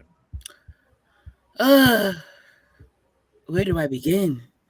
No, it's been a ride, to say the least. Because it's weird because I still don't see, I don't see myself how others see me, and if that makes sense. So like, even if I go to the school, shout out to Fallout Shelter, I go to the school, or the kid, we call them the kids, because a lot of them are young, but the kids, they're very receptive to, like, when I come around, they're very like, oh my God, like they want to impress. And I'm just sitting here like, I just came here to talk to him about this fucking card. Y'all ain't gotta, I ain't the one y'all need to really impress low key like that. But I get it. But pros and cons. Pros is I get to have a part in seeing you guys smile, seeing you guys be angry, seeing you guys want more. Like that type of feeling you can't really get unless you kind of in the driver's seat of the show. Like to see the ups and downs. So it's one thing I've learned. I have a very big appreciation for how we place the card. The matches, the order of the matches. It's very big for me. It's like a non-negotiable for me to be involved on that aspect of it, because I'm like, this is going to tell if this is going to be a great show or an okay show. Okay. And the one thing that I always took away from was when we did the first Jobber Slam. Shout out to Black Wrestling Podcast. When my boy Earl, even though he hates when I say his real name, I don't care. When he said to me at Jobbers, and he said, yo, every match is like banger after banger. It doesn't make any sense. How are all these matches going back to back like this? And at that moment I said, you welcome. You welcome. I did that. We did that. But the pros is definitely being able to have a handle on controlling that level of emotion. Like you want it to be the good roller coaster ride. You don't want it to be fucking King the Cow where you just go up and down and that's it. Like you don't want that. So pros definitely learning the business and learning even down to like rates and just logistically being a part of putting on a show it's a lot, and a lot of people, it's not meant for a lot of people. Because it's a lot of the things, it's a lot of the tedious work sometimes, and it's a lot of the organizing, planning, like those type of things. Like it's low-key is a lot of admin work to it that a lot of people don't really talk about. Because, even down to the flights, hotel, them getting paid, like all that stuff. So, but it's a pro in just terms of learning it, in terms of understanding it. It helps you get into other rooms and other conversations. So, like even for us, like with WrestleMania next year being in Philly, who knows like if we're gonna do a show, who knows if we're gonna join for like there's so many opportunities. The cons, being able, not everybody don't work like you. So how I move and how I do things, I had to adjust a little bit, even though I don't really like it still. I have to adjust and understand my partner in business. I have to understand, his love for the business and how he sees things.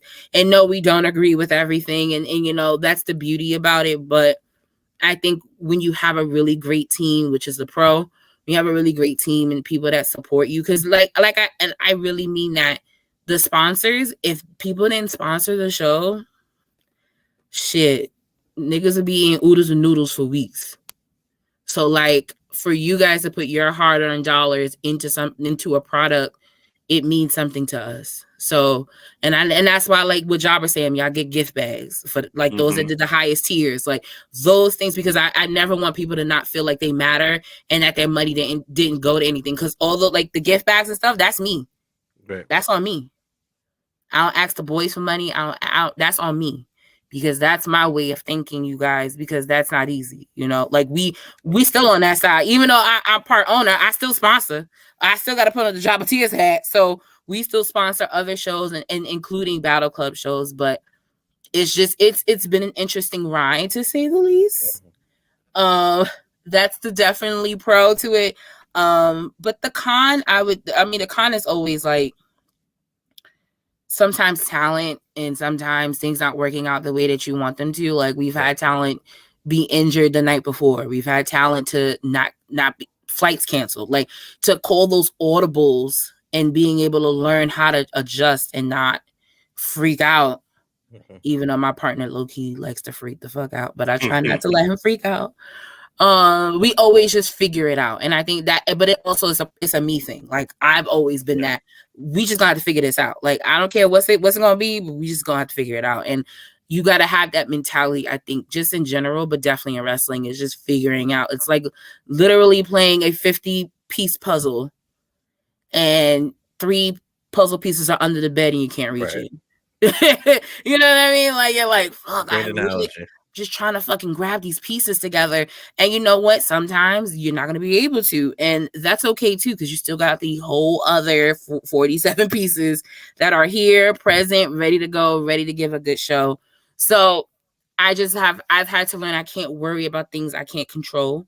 And I can't, you know, I have to always create boundaries too. And that's another thing with wrestling is creating those boundaries. So like I have so many hats. So it's just like understanding like my boundaries. Like, so like when we went to Texas 2 weekends ago, I told everybody, I said, I don't want to talk about wrestling outside of me doing the podcast because that was dope.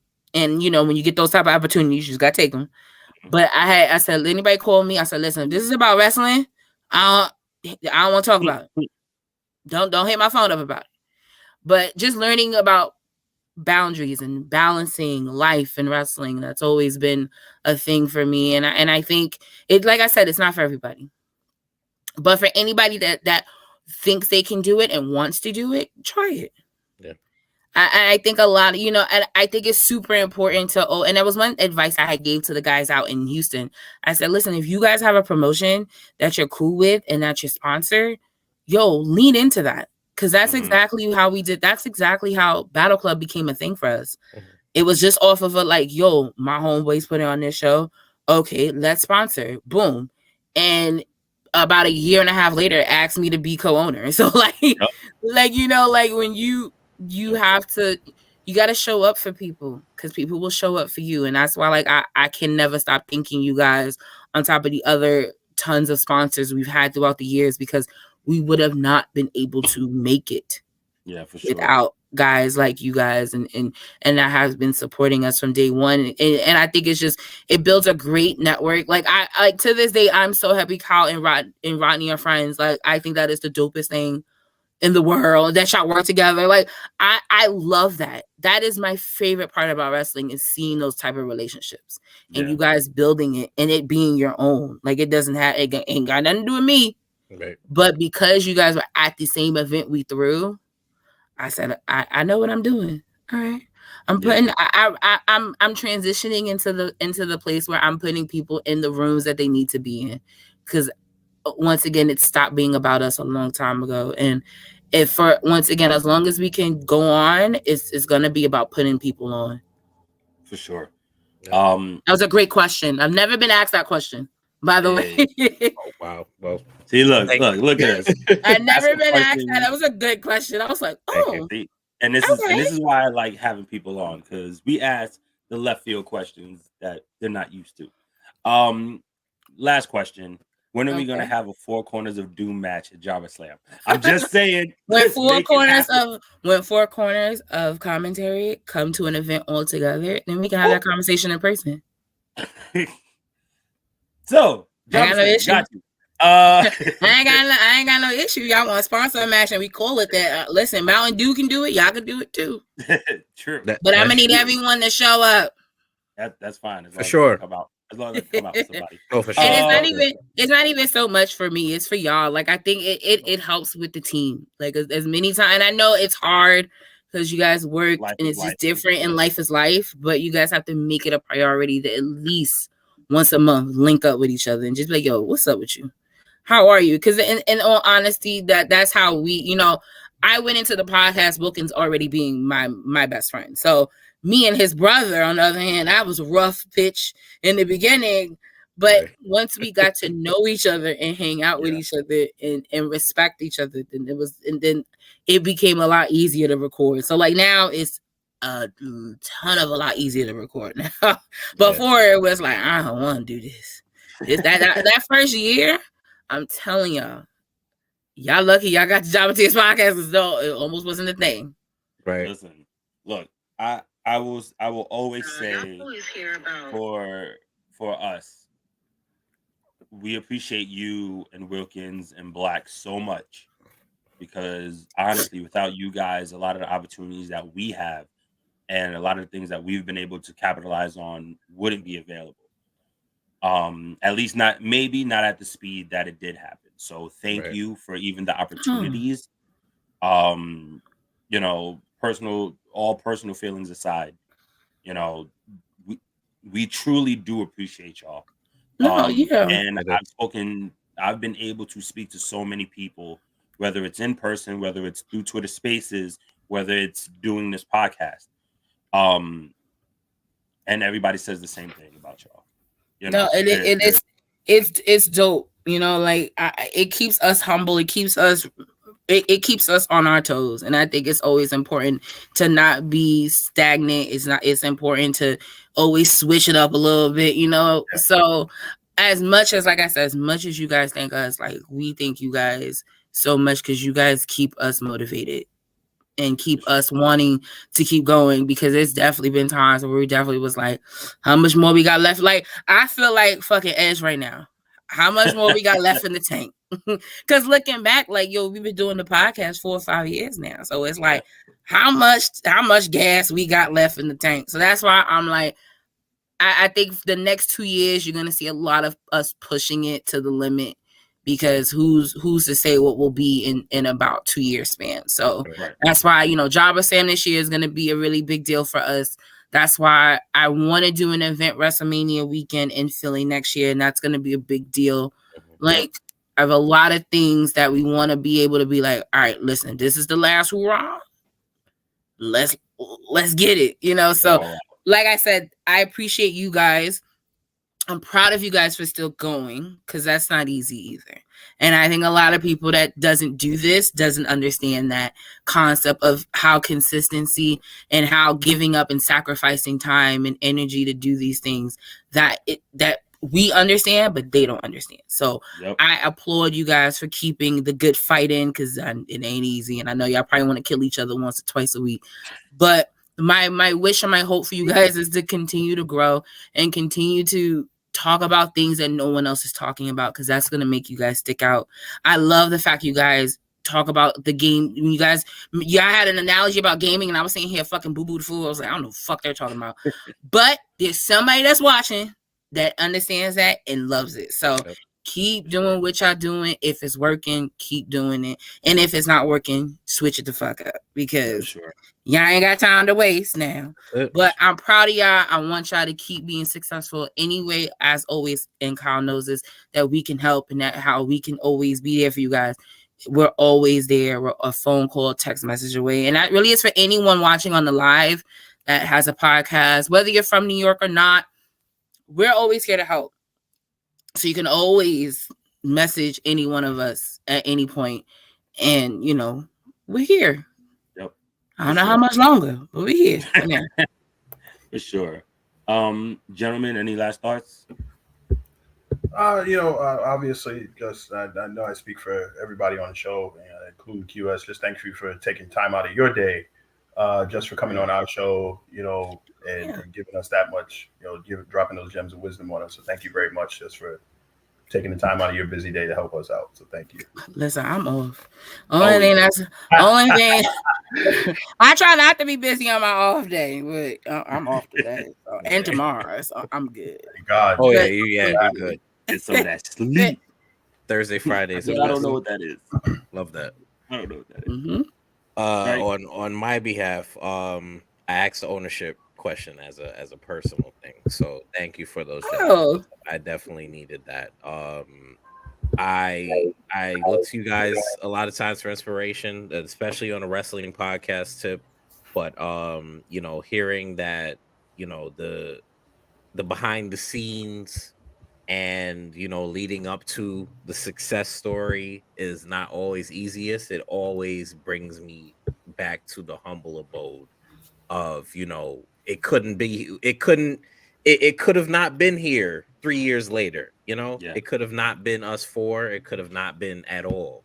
So it just brings me back to that humble point of let's enjoy it for what it is, however long it's riding for, and we're gonna ride this till the wheels fall off. Okay, like I really understand how Mark Calloway feels.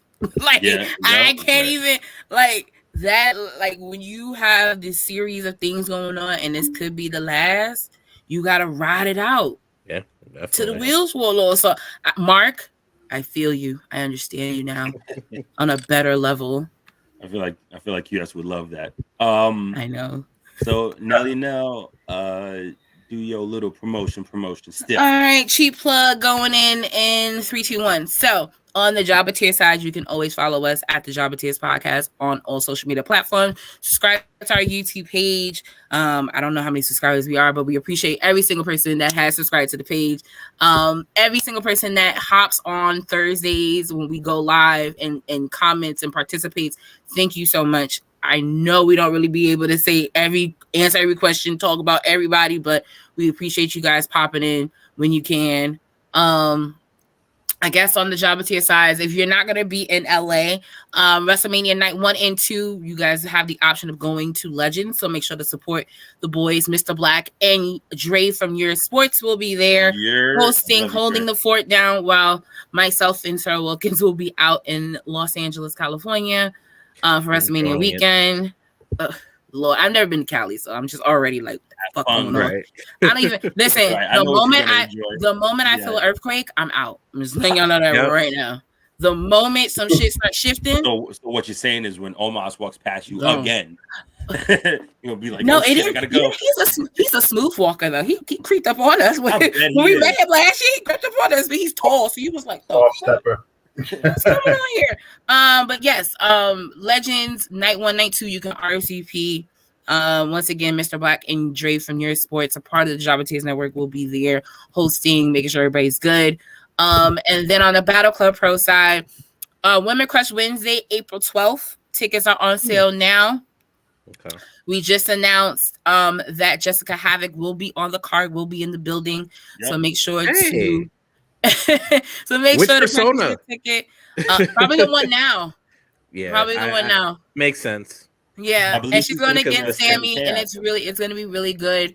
So once again, tickets are on sale, but tickets actually, if you purchase them, they're actually good for both shows. We actually have a show that following Friday, the 21st, the day after 420, because that's how I remember it. Where it'll be the all guys show. We haven't announced the matches yet, but I do have them, and I won't say them. But it's shaping up to be a really good card. We're doing our best to build up to the rest of the year's festivities. So I definitely think the boys show and the girls show is going to be 2 shows that you don't want to miss. So make sure you, once again, both shows, the ticket is valid for both shows.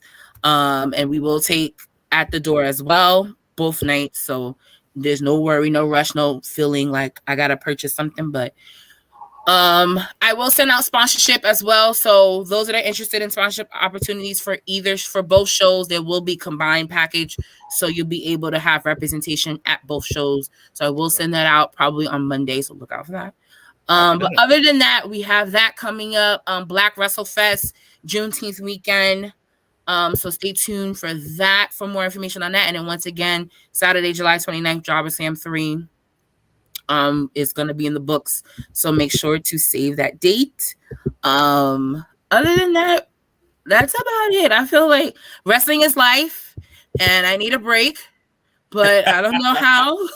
Mind you, the trip in Texas was supposed to be the break, and it clearly right. I clearly turned it into a work trip. Don't know how the fuck I did that, but you know. It is, but the guys were actually, you guys would love them.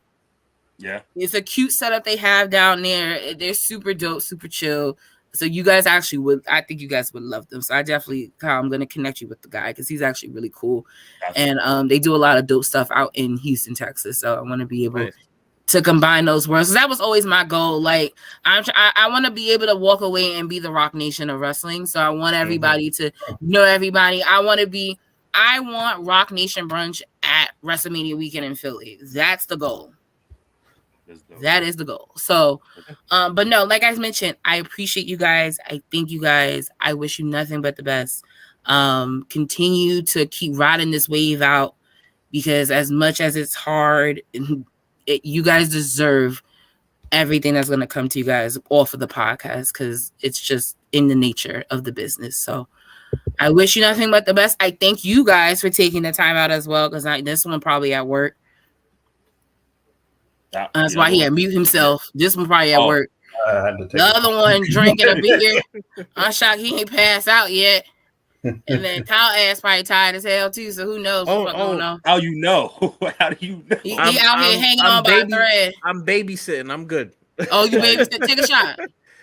I ain't got no shots. I definitely got this beer to finish. All right, next show we're gonna start. We're gonna start and end the show for the shot. And you know what? Oh yeah, definitely. Next show, Nelly, is going to be a lot more nerdier with you on. So be prepared. Okay, I mean, as long as it's wrestling. Once y'all enter any other realms, come on, you know, baby, there's some things you remember. You guys are. Listen, you. If it's not wrestling, it's all nostalgia. It's or football, y'all got me lost. Like them, listen, they be doing NBA analogies. I be saying here, like, I know the person, but I don't get it. So, okay. Honestly, we actually owe you a video game. We owe you a game episode. So, I want to play Uno. That's all I play. Yeah, we should. That's fine. I must ask in Uno. We have to find what system we're gonna play it on, but definitely we're gonna play some. Well, he has the Switch here, so I can do Switch and the PlayStation 4.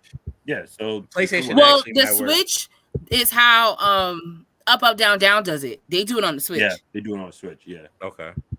So I have those two things here in the house to my reach. Mm-hmm. Anything outside of that, y'all on your own. Like I ain't got it. I got you. But thank you guys so much. No, thank you. No, thank you. So pleasure is ours. As we have been doing for our shows, we are now going to announce the next week, today, who's going to be on the show. Let's go.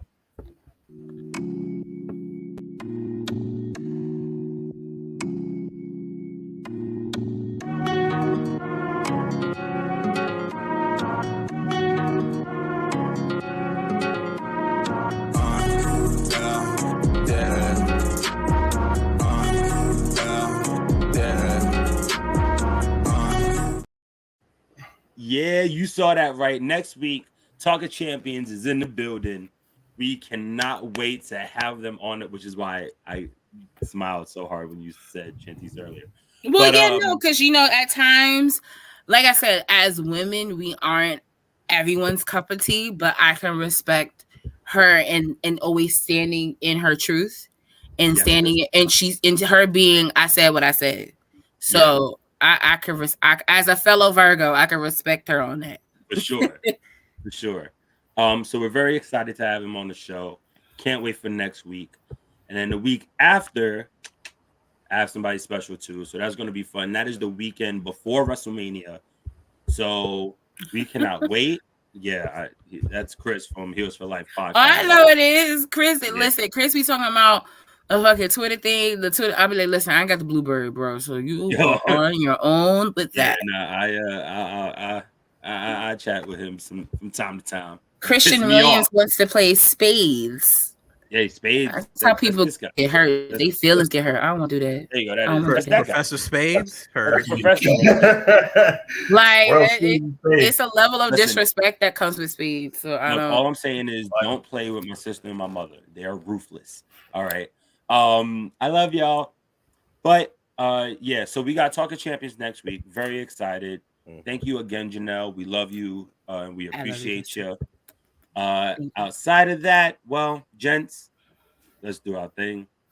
Well, this guy does that work? So you can find my brother. Oh yeah, I'm gonna get to that. We about to get to it. Shout out to Quiet Storm. You can find him on Instagram and Twitter at Forever Thiefing. And there's some news. Mañana, as of midnight. Happy birthday, brother. It's not only St. Patrick's Day. QS's birthday is actually tomorrow. Oh, happy birthday. Yeah, wow, St. Patrick's Day. I hope he's drunk. Right. He probably will be. Having the beer in celebration. Hey, listen. But shout out to you, brother. We appreciate you, man. We love you. Thank you for sticking with everything that we've been doing within the last 3 to 4 years. Yes, sir. That's my brother, 15 years. Yes. Facts. That's my friend. What are you talking about? That's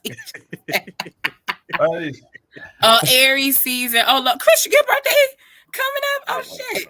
There's a lot of WrestleMania babies don't coming nobody up. don't nobody give a damn about Chris. All right. Anyways, Ooh. no, I say that because He said y'all got right beef. there.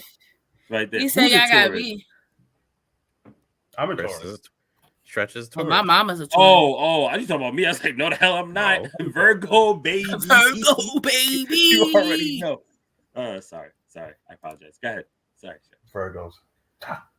Whatever, man. You're a Taurus, like my mom's and My mom's a Taurus. Yeah. One of Taurus is the all right. most versatile signs of the zodiac, I might add. But that's where you can follow me. You can follow me on Instagram at Jador Sapio. You can follow me on Twitter at Jador Stretch. Please stop on by. Give me a like, share, subscribe. Give this podcast a like, share, subscribe. You might learn something. Please, by all means, do it. Please like the podcast. Please like the podcast. No, definitely like the videos, definitely share the videos, subscribe, please. It goes to the algorithm because the big corporations don't want us succeeding. So you want to keep the man down. For every podcast, whether it's Jobber Tears, whether it's Four Corners, whether it's any other podcast you like, please like the videos. Definitely share when you can. It helps everybody with this YouTube algorithm. Definitely. Please. I'm StrykerDragoon. I am Mr. Good Energy. I am on Instagram, Twitter, and Twitch at StrykerDragoon and YouTube at StrykerDragoon131. If you check my page and if you check in the description, subscribe to my YouTube channel and comment under the Thank You 2023 video. Thank you, Dragoon Haven. We are doing a double game giveaway on March 31st. It will be live 10 p.m. EST. I will be doing live drawings on my little Wheel of Fortune, and we'll be playing some video games. So if you want to be eligible, subscribe to the channel, comment on the video as I asked for, and you'll be seeing me live on March 31st, right after SmackDown. See you soon. There you go. And as always, that's a SmackDown and Hall of Fame. Yep. And as always, I am K Markle. You can find me at Instagram and Twitter at Mr. Markle87. Also, you can find my other show, co-host of a different angle. The Instagram and the Twitter for that is 88pod 2023. The next episode is tomorrow or prn.live at 5 p.m. To give y'all a little feedback, we're actually going to be it was one thing, and we're talking about cancel culture. So that was an interesting conversation between Rod and I. Also, before I even close this out for real, check this out. We got a couple things coming up. Juneteenth, not only is it Black WrestleFest, but it's also the 3-year anniversary of the Council of Commentary. So we're really Four Corners. What did I say? You said I don't know what I said. I'm tired. Council is February 11th. So yes, every year, February 11th, that's the council. I haven't been sleeping. So it's the 3rd anniversary of the Four Corners of Commentary. So be prepared for that. Also, we are literally only a few episodes away from episode 100. Mm-hmm. So, with that being said, was mute, and that definitely was booming.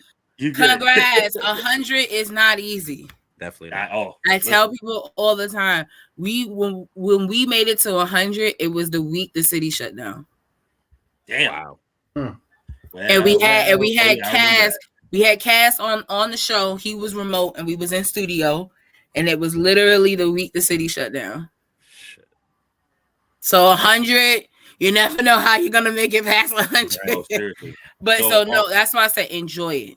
100 is not easy, so congrats. Be ready just in case. So, with that being said, as long as I'm around and I can get on the computer. No, of course.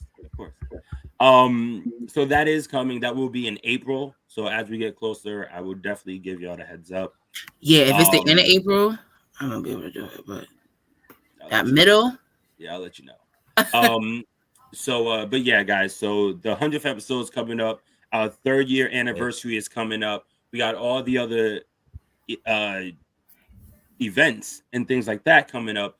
And make sure you can follow the Four Corners of Commentary on Facebook, Instagram, and YouTube at The Council of Commentary, TikTok at CO Commentary, and Twitter at I did that wrong. TikTok at Council of Commentary and Twitter at CO Commentary. Also, please remember that you can find us on all of your favorite streaming platforms, some being YouTube again, Spotify, Apple Podcasts, Google Podcasts, Audible, iHeartRadio, and there's honestly just so much more. So much more. Real quick, we saw the claps and the congrats. That's from Sherman. So thank you, brother. We appreciate you. Brother Sherm. Guys, we love y'all. We appreciate y'all in repping QS, Stretch, Striker, and that lady down there. Oh, real quick, this What one we he's do? out of control. No, Chris out of control. July 29th, Chris. So get your ass in New York. Cause I came to you, you come to me. Yeah. No, I'm good. Ask him next time you talk to him, ask him about when I came to Milwaukee. I will. I got you. No, knowing my luck, I'll probably talk to him tomorrow. So, but guys, thank y'all for supporting us. Thank you for appreciating the brand. Thank you for loving the brand. We are your Four Corners of Commentary for life. For the fuck what I'm doing. This is all in the screen. All in it. Fuck it. You know, we're y'all. one, so it's okay. It's fine. It's whatever. Later,